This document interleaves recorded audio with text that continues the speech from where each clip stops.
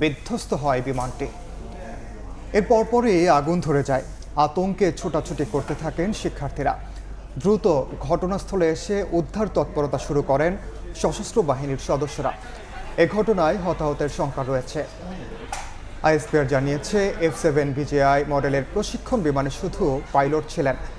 এখন পর্যন্ত আইএসপিআর পক্ষ থেকে ঘটনার সত্যতা নিশ্চিত করা হয়েছে। ঘটনাস্থলে যাচ্ছে উদ্ধারকারী কার্যক্রম চলার সম্ভাবনা রয়েছে, আমরা জানতে পারছি।